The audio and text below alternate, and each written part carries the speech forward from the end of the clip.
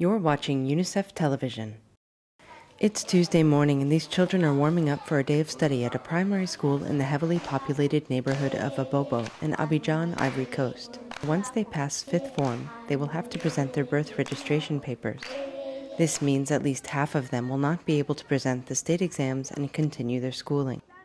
These statistics get worse in the north and northwest of the country, where UNICEF estimates that between 6 and 9 children out of 10 are unregistered. They told me to come with my papers, but I didn't have them. They told me to bring it in the next day, otherwise I wouldn't pass the exams. The destabilizing political-military situation since 2002 has divided the North and the South, yet this is not the only factor to blame. A strict and complicated administrative process means parents don't often pull it together to register a child. The problem is that a child has to be registered in the civil register during the first 3 months of his or her life. And normally that's the father of the family who should do that. And mothers are waiting for fathers to do, and many times they just don't get it done. And then it means that you have to go to the court after 3 months. And that's a very expensive and difficult exercise.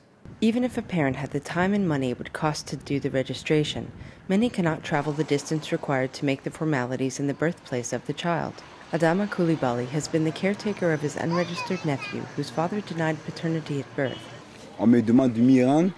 They are asking me to go there, to the tribunal in Cote, 600 kilometers from Abidjan, to make the request at the judge, who will give them an appointment requiring the presence of the 2 parents plus the child.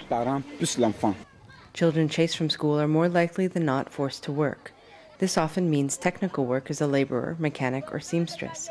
Yet many children left to their own devices slip off the grid and slide under the radar. With the elections coming at the end of November this year, administrative focus is on adults. UNICEF has developed a plan that would work on a strategic local level to register millions of children. So we would start with 150,000 children, with working with government and our partners. And we will try to improve the civil register system and also strengthen the registering at the community level so that it's more accessible to the population. In the meantime, UNICEF is preparing for the moment when they can unroll their new plan and give an identity to the Ivory Coast, one child at a time. This is Eva Gilliam in Abidjan, Ivory Coast. Unite for Children.